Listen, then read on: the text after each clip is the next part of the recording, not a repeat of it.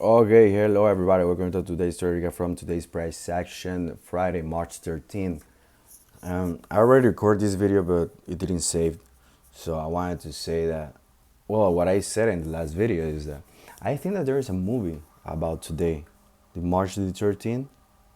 I think that there is a movie. It's like a scary movie. I don't know. I don't watch scary movies. They scare me. But okay, I just wanted to mention that. First, let's start with this is the trade I ended up taking. It was a 1 to 1.08. First, coming into today, I had a kind of like a bullish neutral bias for the reason that we end up like here. We're disrespecting bullish, respecting bearish. We never inverse this 4 hour gap, but we end up like closing below a CA of the week. CA of the week is like the middle point of the fair value gap. So I was like, okay, the inversion or whatever the fuck here is not like that properly. So let's see what are we doing at the 1 hour. At the 1 hour, we can see that we swept this and then we start rallying to the upside, creating this like market maker buy model. By identifying market maker buy models is just by um, what I do is that I just marked out the sell side, the left side of the curve and the right side of the curve, and I marked out like the drawn liquidity. And this was my drawn liquidity, this 1 hour fair value gap right here, because I would like to see price getting all above this and complete this market maker buy model. Since we are in a way respecting that 4 hour fair value gap, what I wanted to see for me, if I want to take longs, I would like to see this 1 hour discounted 1 hour to for me to have like a retrace and sweeping out this social liquidity and all this social liquidity and rebalancing to this fair value for me to take a long and being comfortable with it. So we never end up like tapping into that more discounted. We end up reacting out of this 1 hour premium one. So we can market open. We have like a really nice inverse to the upside, super clean, right here. But I wanted to see the more discounted, so I didn't take this. A pretty good trade, 1 to 2.39 in risk and reward. That's fucking amazing. And then I was like, okay, depends on what are we going to do at this 15 minute, at this 1 hour for value gap. If we can create like a 5 minute condition and maybe take longs from that or a 15 minute for value gap and then take longs from those key levels, I will be down to take longs because in a way, if we have the confirmation, that means that price is giving me the reaction and it's telling me, okay, we're gonna keep going forward. We're gonna keep moving towards the upside. So we end up having like this 5 minute for value up here and we had a nice inversion to the upside right here, but this is the 5 minute. Let me mark it out. This 5 minute, and we have this inversion. We tap into it and then we have this inversion to the upside. But the thing is that I didn't like this because first we had news at 10 a.m. So this was 9:53, and also here's the news: red folders and orange folders.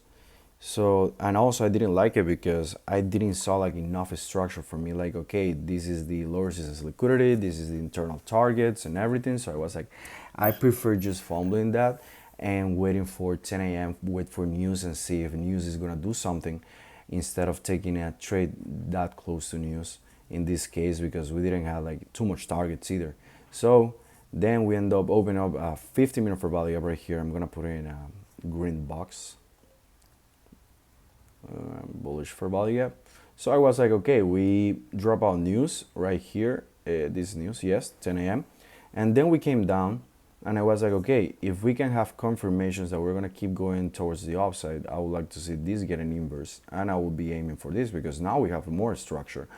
This is a break-even point. I now have a proper break-even point. Now I have like two swing highs that I would like to target and everything, but we never had like that confirmation that we're gonna go towards the upside.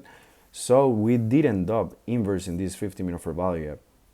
So in a way that will be price telling me like, okay, we tap into this 1 hour, we met our target, now we inverse this 50 minute for value gap, so we are not respecting bullish anymore. Now we are going to respect bearish, but I will need to see, I'm not going to take a trade out of the 50 minute for value gap. So now I would like to see a 5 minute for value gap open up or a 50 minute for value gap opening up to then have like that sponsor move coming out of that 1 hour for value gap. and we still have targets. We have the more discounted 1 hour, and well, we did end up opening up this 15-minute fair value gap right here, bearish fair value gap. So if we have a confirmation that we're gonna keep going down, I would like to see confirmation down out of this 15-minute fair value gap, because that will be in a sponsor move. A sponsor, I mean that we reacted from some place, then we open up another some PD array, and then we have confirmations out of that PD array. So that will be in a sponsor move. And well, let me erase this. And well, then we can see that we start accumulating a little right here. So we have like the lower sense liquidity target. We have this also liquidity level right here. We have that 1 hour unfulfilled. Down we have an internal also. So we have targets. We have a order flow that, well, the order flow is telling us that we are respecting bearish, disrespecting bullish, of seeing of how price action is treating those fair value gaps. So we accumulate at 10:30, we manipulate upwards into the 50-minute fair value gaps, and then we got like a big ass inversion, a big ass like close. So I was like, I'm not gonna take this with this big ass inversion, because first, I'm not gonna be able to have a proper risk and reward. I'm gonna be trading like negative risk and reward. It's gonna be like 0.5 right here. I will have need to put my stop loss over here, and my target 0.5. That's not viable. So what I did is that I end up putting a limit sell here in this CSD, because this is the highest point that I would like to see price reject from if we are going to keep holding that bearish structure. So I put my thing right there, yeah, and my stop loss, I put it over here in the body close, and I was aiming for this 1 hour for value gap. I did end up closing early because ES took out that 1 hour for value gap first, so we put on an SMT, and I end up closing like, yeah, right here. So I closed out early because ES was like closer, and this is the 1 hour for value gap, and we did end up sweeping out that first in ES.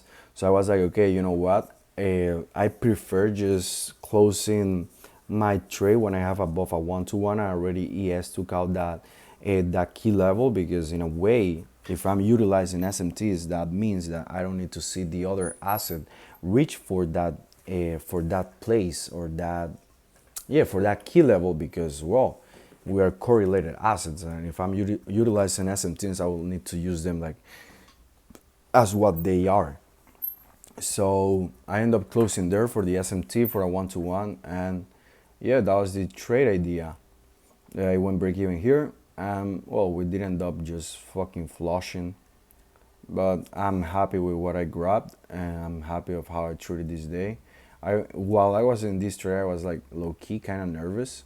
I was going to go break even. If we had the inversion over here, I was going to go break even here, but then when we came all the way down and we had that CSD and price action was just looking more cleaner for bearish structure, I was like, okay, it doesn't actually make sense that I will go break even in that accumulation zone, because that's not like a place that I would expect to see price react from and then just keep going towards the upside.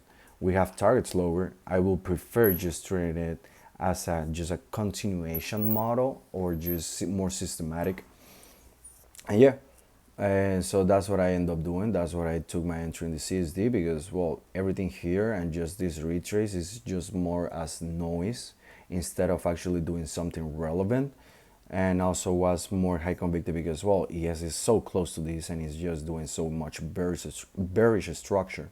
And also ES manipulating into that 50-minute for value up. So they're manipulating, like, correlated the assets. So that's like, okay, we both are doing this, we both are going to the same place type shit.